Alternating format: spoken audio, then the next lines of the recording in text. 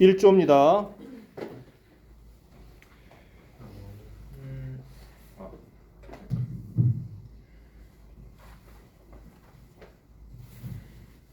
이 과정을 보고 돌아가기만 하는 여행자를 통해 무엇을 나타내고자 하는가?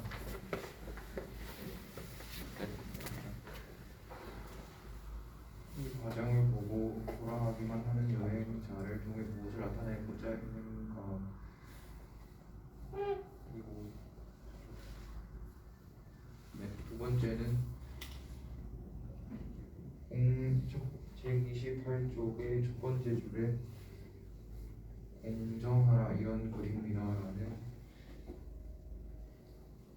글에 영감을 받은 장교는 자발적으로 기계에 들어가 죽음을 택한 것일까?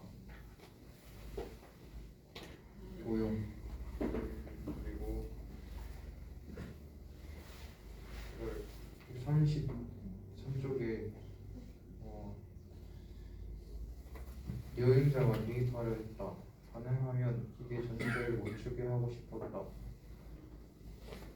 그건 장교가 성취하고자 했던 그분이 결코 아니었다. 그것은 직접적인 살인이었다라는 말을 장을 인용해서 또래를 이용한 사형은 끔찍한 살인인가 아니면 끔찍하지만 그것이 정당한 형벌인가에 대해서 질문을 던질 수 있다고 생각하고요. 세 번째는 카프카가 선고에서 하고 싶었던 말은 무엇인가에 대해서 여기까지입니다. 7조입니다. 125페이지에 여행자가 처음부터 자기가 어떤 대답을 할지 의심의 여지가 없다 했는데 과연 없었는지. 선택 이유는 여기서 마음이 흔들리기에는 그의 인생에서 겪은 일들이 너무 많았고 그는 근본적으로 정직하고 두려움이 없는 사람이라고 말했는데 병사와 재수를 보면서 잠시 머뭇거린 이유가 궁금했고 근데 의심을 여지가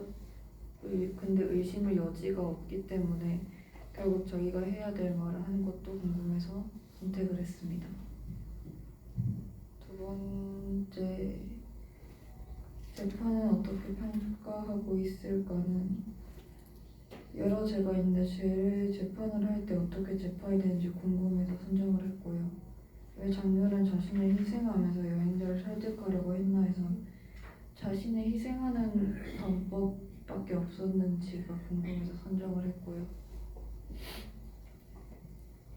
장교는 죄인이 무슨 죄를 저질러 벌을 받는지 어떤 식으로 변화되는지조차 말해주지 않는가는 장교는 자신이 집행자라고 생각하며 장교 자신에게는 죄인의 죄의 크기보다 죄인을 벌하고자 하는데 초점이 잡혀있어 무죄라는 선택지가 배제되었기 때문일 것 같아서 선정했습니다. 감사합니다. 4조요. 네, 질문은 4조입니다.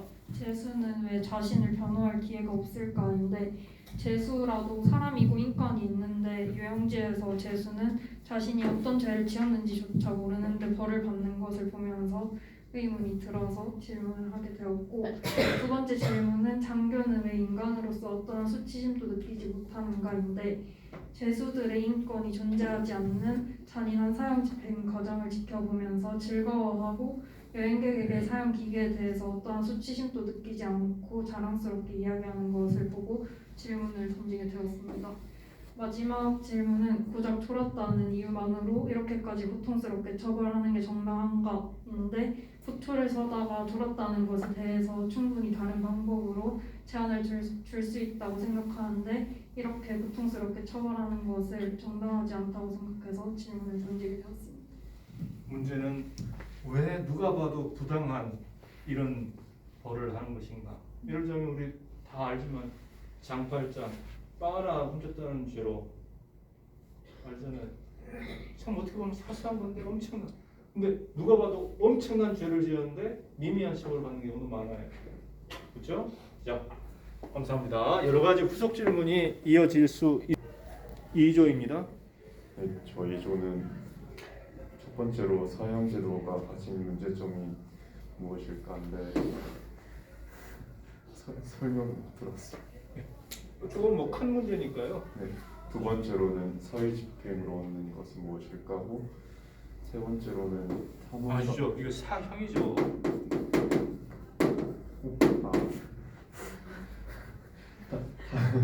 타원가는 장교의 죽음을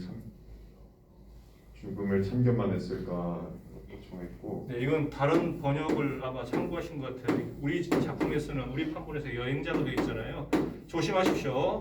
우리 교재가 아닌 다른 걸로 인터넷상에서 뭐 본다거나 하는 독후감 쓰실 때 탐험가로 표기를 하시는 경우 대단히 큰 문제가 됩니다. 우리 판본을 기준으로 하시기 바랍니다. 마지막으로 카프카는 아버지의 말에 따라서 사업을 물려받았다 하더라도 그 끝은 게오르크와 비슷하지 않았을 건데 결국은 어쨌든 카프카가 자신이 어떤 선택을 했던 간에 아버지는 그의 인격을 존중하지 않아서 게오르크와 비슷하지 않았을까라는 생각이 들었습니다. 하나의 가능한 해석이죠.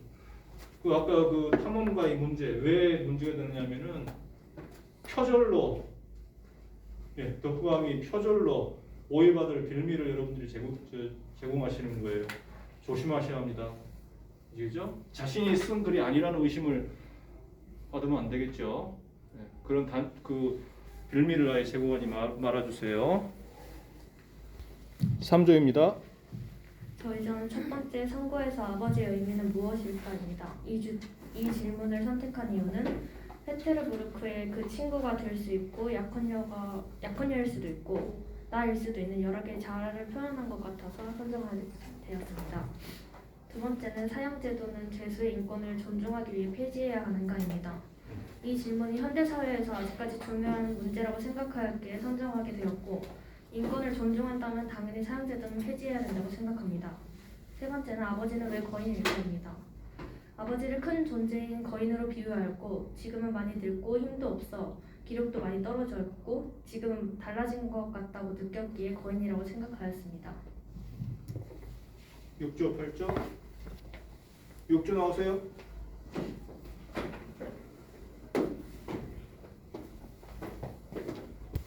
(6조입니다) 첫 번째는 사형 제도는 인권을 침해하는 것일까이고 이유는 책 속에는 사소한 일들로 구분을 받고 사형을 당하는 것을 보고 인권 침해가 아닌가 생각했는데 만약 다른 중대한 죄를 지은 죄인이 사형을 당한다면 그것은 인권을 침해당하는 것일까 궁금해서 선택했습니다. 두 번째, 공정하라라는 문장은 제목일까 자기 주장일까이고요. 이유는 정교는 항상 공정하라고 주장했기 때문에 선택했습니다. 세 번째는 마지막 순간에 정교는 어떤 생각을 했을까이고 죽는 순간에 기계가 고장난 것을 느꼈을지 또 지금까지 이런 방법으로 죽었던 사람들의 고통을 이해하게 됐을지 궁금했기 때문에 선택했고요. 네 번째는 치욕이 느껴지냐는 장교의 말을 듣고 여행자는 왜 침묵했을까이고 이유는 여행자가 장교의 말을 듣고 무슨 생각을 했길래 침묵했는지 궁금해서 선택했습니다. 굿. 8조.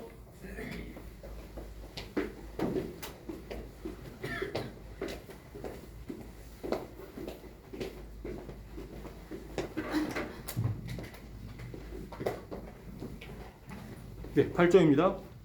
저희 조 첫 번째 질문은 형벌의 이유는 무엇이었을까입니다. 이유는 제목에 대한 진실을 밝히고 그것을 벌하기 위해 형벌이 이루어졌는지 아니면 그저 형벌의 방법만을 중요시한 것인지 궁금해서이고요.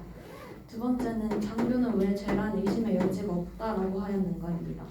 이유는 죄수가 억울하게 누명을 뒤집어 쓸 수도 있었을 텐데 왜 의심의 여지가 없다고 했는지 의문이 들었고요. 세 번째 질문은 처형의 방법이 이렇게까지 극단적이어야 할 필요가 있었을까입니다. 이유는 제목과 상관없이 모두가 똑같은 극단적인 방법으로 고문을 받다가 죽어야 하는 이유가 궁금해서입니다. 굿.